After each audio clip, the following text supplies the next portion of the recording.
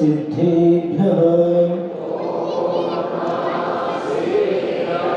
ॐ नमः सिद्धेभ्यः नमो अरिहन्ताणं नमो सिद्धाणं नमो आयर्याणं नमो वज्रायाणं नमो लोये सौवसाहुणम्।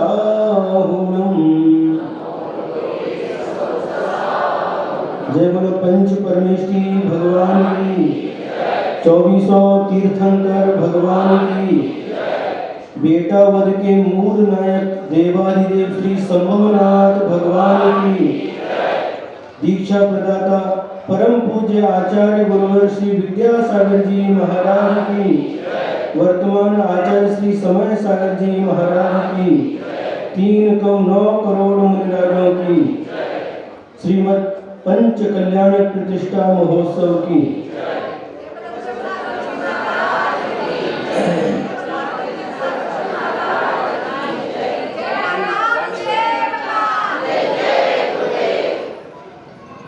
प्रातः काल की वेला में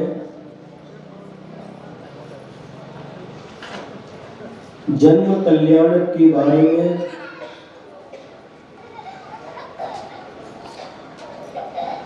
थोड़ा सा विवेचन किया था। विवेचन कहां तक हुआ था? सौधर्म इंद्र, सची और सारे के सारे देवगण तीर्थंकर बालक को लेकर के ऐरावत हाथी पर सवार होकर के पांडुक शिला की तरफ जाता है और पांडुक शिला पर तीर्थंकर बालक को विराजमान कर देता है और उसके बाद क्षीर सागर के जल से 1008 कलशों के माध्यम से उस तीर्थंकर बालक का अभिषेक होता है। सौधर्म इंद्र जिसका जन्माभिषेक कर रहा है, ईशान, सानत कुमार, महेंद्र आदि जो इंद्र हैं वह सहयोग कर रहे हैं और बहुत लंबी कतार होती है। पांडुक शिला से लेकर के क्षीर समुद्र तक देवों की पंक्ति खड़ी हुई है और क्षीर सागर से और कलश भर भर के निकालते हैं। एक देव दूसरे देव के हाथ में देता है, दूसरा देव तीसरे देव के हाथ में देता है और इस प्रकार से वह कलश सौधर्म इंद्र के हाथ में पहुंच जाता है और वहां पर पांडुक शिला के ऊपर तीर्थंकर बालक का अभिषेक होता है। 1008 कलशों से अभिषेक पूर्ण होने के बाद में वह सौधर्म इंद्र और उसके साथ में जो सची है वह क्या करती है? उस बच्चे को पहुंचती है। किससे पहुंचती है? स्वच्छ शुद्ध कपड़े के माध्यम से पहुंचती है। जिस प्रकार से आप अपने बच्चे को स्नान कराते हैं उसके बाद कपड़े से पहुंचते हैं, वह भी पहुंच रही है। पहुंचने के बाद गाल के ऊपर बार बार कपड़ा फेर रही है। सौधर्म इंद्र कहता है, अरे कितनी देर क्यों कर रही हो, बार बार गाल को क्यों पहुंच रही हो? वह सची कहती है, हे स्वामी, गाय के ऊपर एक पानी की बूंद है, बार बार पहुंचने के बाद भी वह पानी की बूंद निकल नहीं रही है। सौधर्म इंद्र ने देखा और कहा, अरे पगली, ये पानी की बूंद नहीं है, तूने अपने कानों में जो कुंडल डाले हैं, कुंडल में जो रत्न है, रत्न का प्रतिबिंब इसके ऊपर पड़ रहा है। इतना निर्मल शरीर तीर्थंकर बालक का होता है। इसके बाद में सौधर्मेंद्र आदि उनको वस्त्राभूषण पहनाते हैं और उसके बाद बहुत उत्सव के साथ अनेक प्रकार के वाद्यों के साथ उस तीर्थंकर बालक को लेकर के वापस अयोध्यापुरी की तरफ प्रस्थान करते हैं। अयोध्यापुरी में पहुंचने के बाद में उस तीर्थंकर बालक को माता मरु देवी को समर्पित कर देते हैं और उस तीर्थंकर बालक के अंगूठे में अमृत भर देते हैं। बच्चे अंगूठी चूसते ना, अमृत भर देते हैं। और क्या करता है इसके बाद उस बालक के सामने वह सौधर्म इंद्र तांडव नृत्य करता है, नाचता है, झूमता है।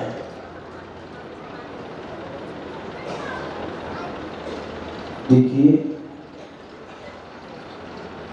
हमने पहले भी बताया था, फिर भी दोबारा बताता हूं, यही क्रिया एक ही है।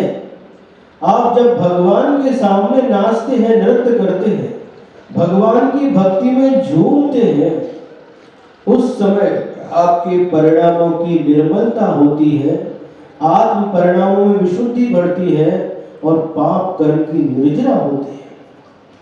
और वही नाचना गाना यदि आप किसी सांसारिक कार्य में करते हैं तो उसके माध्यम से पुण्य के स्थान पर पाप का ही उपार्जन होता है। पंचेंद्रिय के विषयों के लिए यदि इस प्रकार का कार्य करते हैं तो पाप का ही उपार्जन होता है। नाचने की वही कला है, लेकिन एक स्थान पर पाप का उपार्जन होता है और प्रभु के सामने भक्ति करते हुए नृत्य करते हैं तो पुण्य का उपार्जन होता है। तांडव नृत्य करने के बाद में वह सौधर्मेंद्र अपने सभी परिकर के साथ में वापस स्वर्ग की ओर प्रस्थान कर जाता है। आप लोगों ने भी आज प्रातःकाल जो दृश्य देखा, सौधर्मेंद्र सचिव, पूरा दृश्य आप लोगों ने देखा। उस समय बहुत कम लोग, थोड़े कम थे, अभी बहुत संख्या बढ़ गई है। उस समय तीर्थंकर बालक को देख करके जो उनको आनंद हुआ, सची ने अपने हाथ में लेकर के जो आनंद की अनुभूति की, उसको वह अपने मुख से बता रही थी। सौधर्मेंद्र बार बार प्रार्थना कर रहा था कि बालक को मुझे दे दो, लेकिन थोड़ी देर और मेरी गोद में रहने दो, मेरे हाथों में रहने दो, नाथ मेरा मन नहीं भरा है। तीर्थंकर भगवान का ऐसा रूप होता है, लगातार अनिमेष बिना पलक झपकाए देखने के बाद भी मन को तृप्ति नहीं मिलती। ये दृश्य देखने के बाद यहां से जुलूस प्रारंभ हुआ, जिसको आप लोग मराठी में क्या बोलते, ब्रोनिक। और 6 रथ बग्घी बैंड बाजे धूमधाम से पूरे गांव में, पूरे बेटावद जो अभी अयोध्या का रूप धारण कर चुका है, पूरे में प्रदक्षिणा लगा करके, घूम करके, आनंद के साथ आप लोग लौट करके पांडुक शिला की तरफ आए और वहां पर भगवान का जन्माभिषेक हुआ। आप लोगों को कैसा लगा?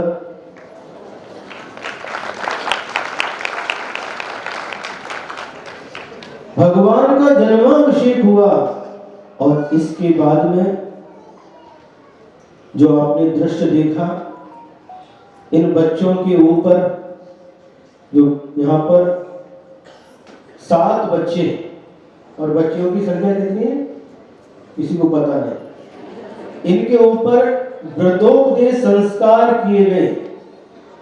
मुनि महाराज के कर कमलों से इस प्रकार के संस्कार प्राप्त करने वाले बालक बालिकाएं बहुत सौभाग्यशाली होते हैं। गुरुदेव के कर कमलों से भी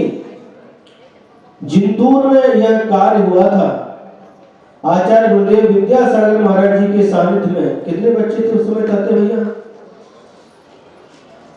झोंकने गए? बहुत बच्चे थे, उनके ऊपर ये संस्कार किए गए थे। और आज आपने देखा अपनी आंखों से ये 7 बच्चे सप्त ऋषि का प्रतीक, इन 7 बच्चों के ऊपर जो संस्कार हुए, मंत्रोच्चारण के साथ, पुष्प क्षेपण के साथ जो संस्कार हुए, इन कन्याओं के ऊपर जो संस्कार हुए, आप लोग देख रहे थे और मन में सोच रहे थे यदि हम भी बच्चे होते तो हमारे ऊपर भी महाराज जी के हाथ से संस्कार हो जाते। इन सबके उज्जवल भविष्य की कामना करते हैं। जिन्होंने जो नियम भी आपको बताए गए हैं, उन नियमों का पालन करते हुए आप लोग अपना जीवन यापन करेंगे। इस प्रसंग पर इन कन्याओं के लिए हम विशेष रूप से एक नियम देना चाहेंगे। कौन सा नियम? जब भी विवाह करेंगे, शादी करेंगे, तो दिगंबर जैन जिस कुल में आपका जन्म हुआ है, इसी कुल में, दिगंबर जैन कुल में जिसका जन्म हुआ है, उसी लड़के के साथ आप लोग विवाह करेंगे। बंद कर दिया, नाटक समाप्त हो गया फिर भी बंद। मंजूर है? तो सभी कन्याओं ने नियम लिया है, इनके लिए बहुत बहुत आशीर्वाद है। क्योंकि दिगंबर जैन धर्म के जो संस्कार हैं वो बहुत पावरफुल होते हैं, मजबूत होते हैं। इस नियम का पालन करेंगे और जैन धर्म की, अहिंसा धर्म की जिससे वृद्धि हो, इस प्रकार का कार्य हमेशा अपने जीवन में करते रहेंगे। भगवान का जन्म कल्याणक के रूप में हुआ। हमारा और आपका जन्म कल्याणक के रूप में नहीं होता। तीर्थंकर प्रभु इतने पुण्यशाली जीव हैं, स्वर्ग से आए हैं, धरती पर कल्याणक हो रहे हैं और स्वर्ग के देव स्वर्ग से धरती पर आकर के कल्याणक मना रहे हैं। और आप लोग भी बहुत सौभाग्यशाली हैं, बहुत सौभाग्यशाली हैं जो यहाँ पर बैठ करके, इस पंडाल के अंदर बैठ करके यह दृश्य, पंच कल्याण का दृश्य अपनी आंखों से देख रहे हैं। हर व्यक्ति को यह सौभाग्य नहीं मिलता। कोई दुकान खोल करके बैठे होंगे, कोई खेती में अपना समय में लगा रहे होंगे, कोई हॉस्पिटल में भर्ती होंगे, अलग अलग प्रकार से अपना समय व्यतीत कर रहे होंगे, लेकिन उन सब में आप सभी इस पंडाल में जितने लोग बैठे सभी सौभाग्यशाली हैं। इस उत्सव को देखने के लिए, इस महोत्सव को देखने के लिए आप यहाँ पर आए हैं। ये बहुत, इस समय जो आपके जीवन में पुण्य कर्म का संचय होगा, ये बहुत तीव्र पुण्य कर्म का संचय होगा। और जब कभी आपको कष्ट आएगा, संकट आएगा, तो यहाँ पर संचित पुण्य ही रक्षा कवच बन करके आपकी रक्षा करेगा।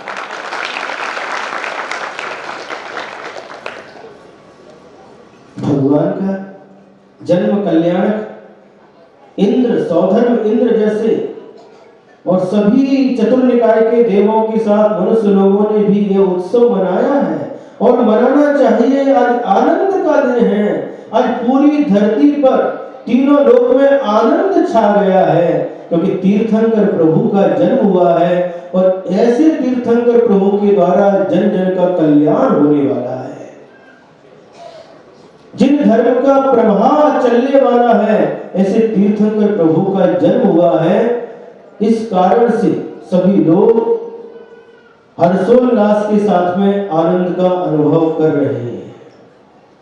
भगवान का जन्म जन जन के कल्याण के लिए होता है, इसलिए भगवान का जन्म जन्म कल्याणक कहलाता है।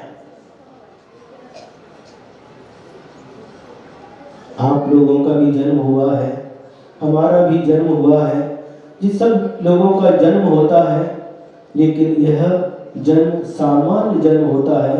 अनादि काल से ऐसे बहुत सारे जन्म करते आए हैं और बहुत सारे मरण किए हैं। अनंतों बार जन्म लिया है और अनंतों बार हमने मरण किया है। ये कोई विशेष बात नहीं है। आप लोग क्या करते हैं? बाढ़ दिवस, जन्म के समय उत्सव मनाते हैं और फिर बाढ़ दिवस जन्म दिवस मनाते हैं। मनाते कि नहीं? आप अपना स्वयं का जन्म दिवस मनाते हैं, लेकिन तीर्थंकर प्रभु ने अपना जन्म दिवस नहीं मनाया, किंतु स्वर्ग के देव आकर के उनका जन्म दिवस यानी जन्म कल्याण मनाने के लिए आए। वैसे जन्म दिवस मनाना, अब हम क्या कहें? यदि आपसे कहेंगे कि जन्मदिन मत बनाओ तो आप मानने वाले नहीं, ये पक्की बात है। क्या क्या करते हैं आप? जन्म दिवस मनाते हैं और वो क्या शादी का क्या बोलते हैं? एनिवर्सरी हमको बोलते नहीं आता। वर्षगांठ, सालगिरह, 1 साल हो गई, 2 साल हो गई, एक मनाते हैं। साल गिरता जाता है, सालगिरह मनाते जाते हैं। एक कार्य आप करते हैं, अब हम कितना भी मना करेंगे, लेकिन आप मानने वाले नहीं हैं। मनाते हैं उस समय क्या करते हैं? लाखों रुपए बर्बाद कर देते हैं, हजारों रुपए बर्बाद कर देते हैं। बर्बाद क्यों कह रहे महाराज जी? क्योंकि हमने एक घटना देखी है। जब कर्नाटक में हम लोगों का बिहार चल रहा था, तो कर्नाटक में एक बेलगांव जिला है, बड़ा शहर है। वहां पर एक प्रसन्न पाटिल थे और उनका रूपाली करके एक पहले टॉकीज थी, वो बंद करी तो उसको फिर क्या बोलते हैं, मंगल कार्यालय के रूप में उसको बना दिया। हाँ, और वहां पर ही हम लोगों को ठहराया था। नीचे जो हॉल था वहां पर प्रवचन होते थे, शिविर होता था। और एक दिन की बात है, शाम के समय से 5 बजे से लेकर के वहां पर कुछ सजावट होने लगी। बाजू में ही एक बगीचा था, सजावट कर रहे थे। क्या सजावट क्यों कर रहे हैं? महाराज, आज एक बच्चे का जन्मदिन है, तो जो अपना रूम था, जब उधर जाते थे तो वहां खिड़की से दिखता था सब तरह तरह की आइसक्रीम, ये चाट पकौड़ी, क्या क्या। और एक व्यक्ति क्या कर रहा था? रोटी बना रहा था। कैसे बना रहा था? रोटी को लिया और ऐसे ऊपर फेंकता और हाथ से ऐसे करता, उसको हाथ से ऐसे किया, ऊपर फेंका और हाथ से ऐसे करता। ये क्या कर रहा है? कि कोई सर्कस चल रहा है। नहीं महाराज, ये रूमाल रोटी है, बोलते हैं, ये रूमाल रोटी बना रहे हैं। ऐसे मैदा की रहती है, ऐसा क्या हाथ से बना के ऐसे ऊपर फेंकता और ऐसे करता उसको। ये रूमाल रोटी है भैया, रूमाल से तो मुंह पोंछने के लिए होता, ये रूमाल रोटी बना रहे हैं। हम देखते रहे क्या क्या चल रहा है, खिड़की से देखते रहे। और फिर इसके बाद में इतना तामझाम, रात को 12 बजे तक ये चलता रहा। बैंड बाजे ये वो सब चलता रहा और सुबह सब खत्म। हमने पूछा, भैया जिसके बच्चे का जन्मदिन था उनको थोड़ा बुलाना हमारे पास में। वो आए हमारे पास। हमने पूछा, भैया ये आपने जो कार्यक्रम किया इसमें कितना खर्चा हुआ? महाराज 6 लाख। सत्य घटना बता रहा हूं। ये 6 घंटे में 6 लाख रुपया बर्बाद हो गया। क्या उपयोग हुआ? ये नाचने वाले, गाने वाले, सब महफिल सजा दी, इसका उपयोग क्या हुआ? यदि इसका आप सदुपयोग करना चाहते हैं तो अवश्य करिए। यदि जन्मदिन मनाना चाहते हैं तो फिर क्या कर रहा है? बहुत अच्छी तरह से जन्मदिन मनाइए। कैसे? जितने वर्ष के आप हुए हैं उतने श्रीफल लेकर के या उतने अंदर के गोले लेकर के गाजे बाजे के साथ जिन मंदिर जाइए,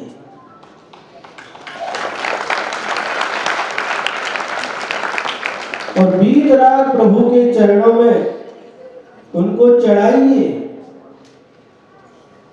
भगवान की पूजन अभिषेक कीजिए। पुरुष लोग हैं तो अभिषेक कीजिए और पूजन भी कीजिए, और महिलाएं हैं तो अभिषेक देखिए और पूजन कीजिए, विधान कीजिए।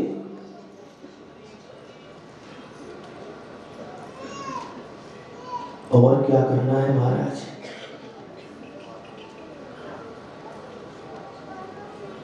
और यदि करना चाहते हैं तो उस दिन धन का सदुपयोग कीजिए। वहां पर धन का 6 लाख रुपए का दुरुपयोग हो गया। जो भी आप करना चाहते हैं इसका सदुपयोग कीजिए। तो जैन समाज में जो गरीब परिवार है उनके लिए मदद कीजिए। किसी के बच्चे होशियार हैं लेकिन धन का अभाव होने के कारण से बच्चों को पढ़ा नहीं सकते, उनके लिए एजुकेशन के लिए दीजिए, पढ़ाइए उनको। जो बीमार है उनका इलाज कराइए। गौशालाओं में जाकर के उस दिन गायों को गुड़ खिलाइए, गुड़ स्वीट।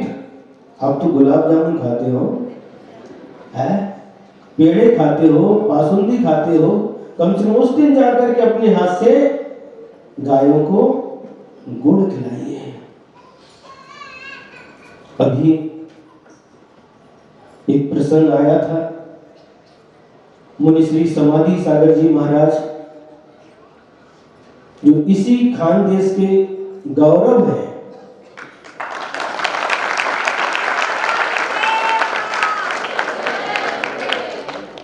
कुसुम्बा नाम का गांव है, जिला धुलिया के जलगांव, धुलिया जिले के अंतर्गत कुसुम्बा नाम का जो गांव है वह उनकी जन्मभूमि है।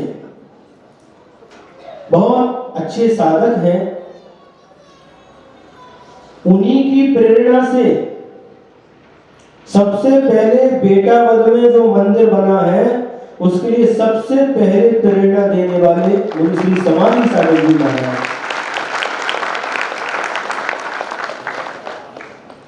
यहाँ के अध्यक्ष बता रहे थे राजन जी, कोई रिलेटिव में जब भी जाते थे वो एक ही बात कहते थे, बेटावद में मंदिर बनाओ, बेटावद में मंदिर बनाओ।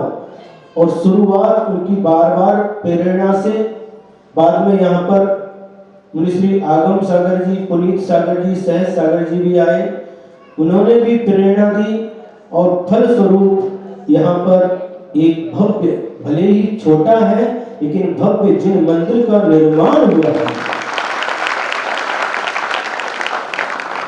याद रखना, मंदिर भले ही छोटा है लेकिन मंदिर में विराजमान भगवान छोटे नहीं हैं। भगवान बहुत बड़े हैं। तो ऐसे ही अभी मुनि श्री समाधि सागर जी महाराज के छोटे भाई और उनका बालक ब्रह्मचारी गोलू भैया, इन्होंने भी आज अपने द्रव्य का सदुपयोग किया। उस गौशाला के लिए 16 माता 16,000 रुपए का दान किया। और बेटावद के मंदिर के लिए भी शास्त्र जिनवाणी और जिनवाणी को रखने के लिए कपाट का भी दान किया। 35,000 रुपए की दान राशि।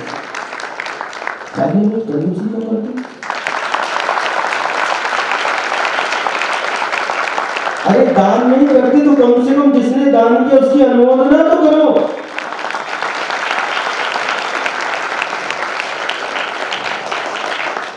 ये द्रव्य का सदुपयोग है। इसी प्रकार से पुसद से अनिल आहाड़े सर आए हैं। गत वर्ष पुसद चातुर्मास में हमने वहां पर रत्नकर्णक शाक्ताचार्य ग्रंथ की क्लास ली थी और हरसी में उसकी परीक्षा हुई,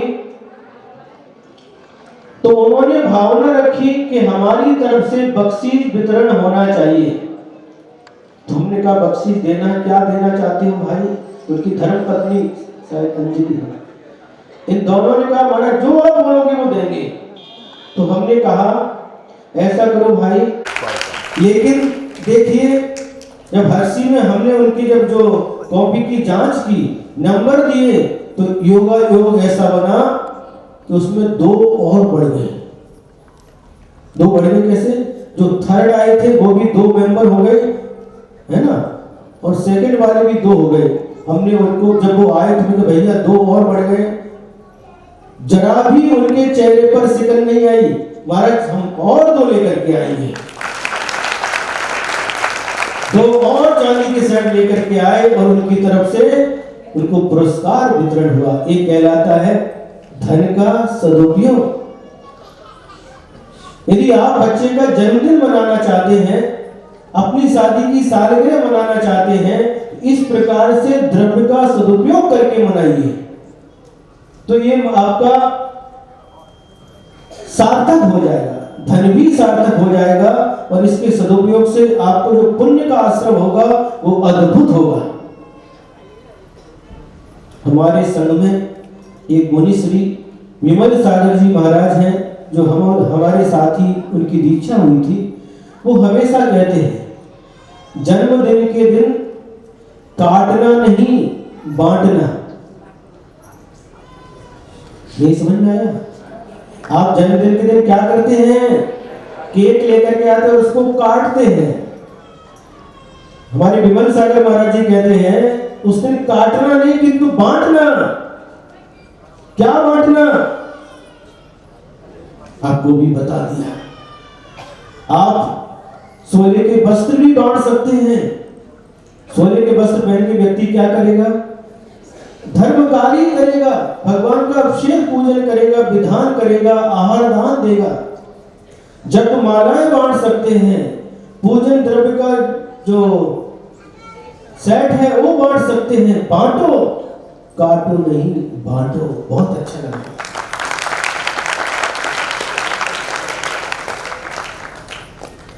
अभी तक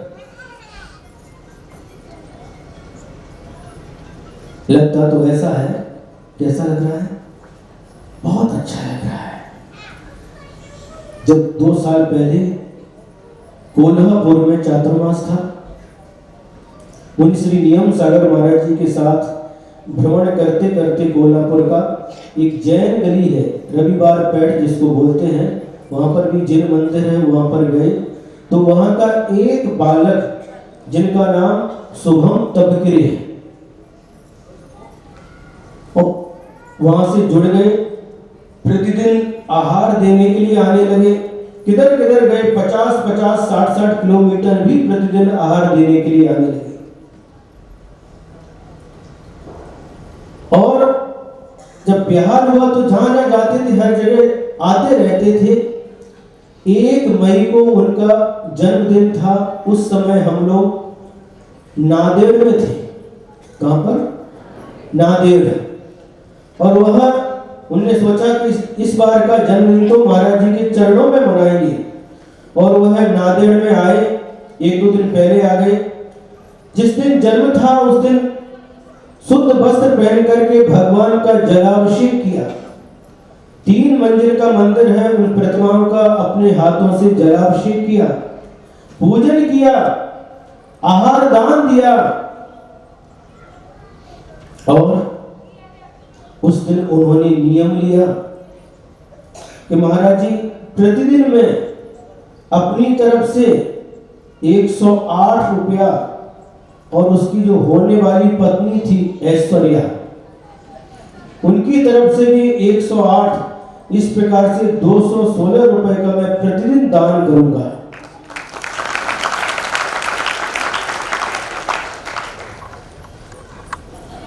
और ये नियम लिया और बरकरार आज तक वो नियम चल रहा, आजीवन के लिए नियम लिया। और उस दिन बोलता कि महाराज मेरे जीवन के 26 के 27 साल निकल गए। हर वर्ष जन्मदिन आता था, दोस्तों के साथ जाते थे, होटल जाते थे, घूमते थे, और क्या मोबाइल में क्या करते भैया, 20 हाँ क्या क्या चलता वो करते थे। लेकिन इस बार का जो जन्मदिन हमारा आपके चरणों में हुआ, ऐसा पहली बार हुआ। इस प्रकार से आप करिए, गुरु चरणों में जाकर के, प्रभु के चरणों में जाकर के अपने जीवन का समय बिताइए और धन का भी सदुपयोग करिए। इस प्रकार से भी आप लोग करेंगे तो निश्चित रूप से आपका जन्मदिन मनाना सार्थक होगा। लेकिन जो पहले जैसे करते आए हैं उस सब पद्धति को छोड़िए और नई पद्धति को अपनाइए। इस तरह से यदि आप लोग करेंगे तो निश्चित रूप से आपका जन्मदिन मनाना सार्थक होगा। इन निमित्तों से भगवान की पूजन करना, दान करना, गरीबों को बांटना, याद रखना काटना नहीं बांटना। इस प्रकार से भी आप लोग अपने द्रव्य का सदुपयोग करेंगे तो बहुत अच्छा होगा। बोलने के लिए तो बहुत है, लेकिन घड़ी सामने है, 4:12 हो चुके हैं। इतना ही पर्याप्त समझते हैं। प्रवचन बंद करने से पहले हम पूछना चाहेंगे, आप लोगों को कैसा लगा?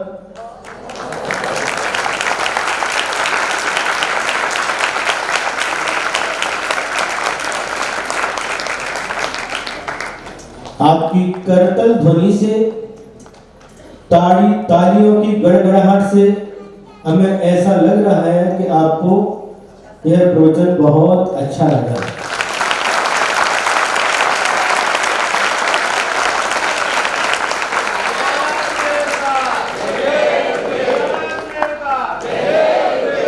और हमको अच्छा कब लगेगा?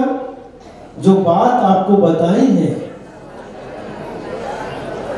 किस प्रकार से जन्मदिन मनाना है, किस प्रकार से सालगिरह मनाना है, किस प्रकार से हमें धार्मिक अनुष्ठान के साथ ये कार्य पूर्ण करना है। जब आप लोग ये करेंगे तो मुझे बहुत अच्छा लगेगा।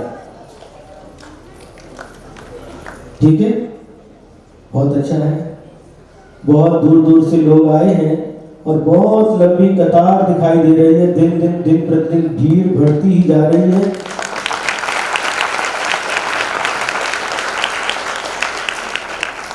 इस छोटे से गांव में, बेटावद गांव में, जहां मात्र 10 घर की समाज है और उसमें से करने वाले तो और कम है, उनने इस प्रकार का यह कार्य किया।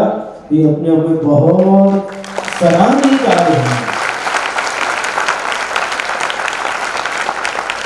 वीतरागी जिन मंदिर का निर्माण किया है, ये बहुत बहुत जन्मों जन्मों के पुण्य का फल है।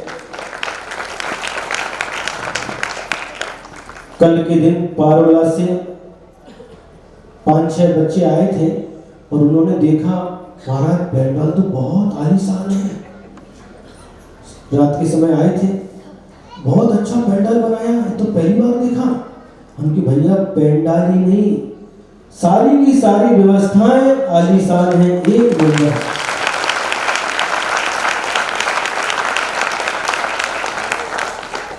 चाहे भोजन की व्यवस्था हो, चाहे नाश्ते की व्यवस्था हो, रहने की व्यवस्था हो, आने जाने के लिए वाहन भी लगाए हैं। इतने कम घर होने के बाद भी इन्होंने जो कार्य किया है वो बहुत सराहनीय है।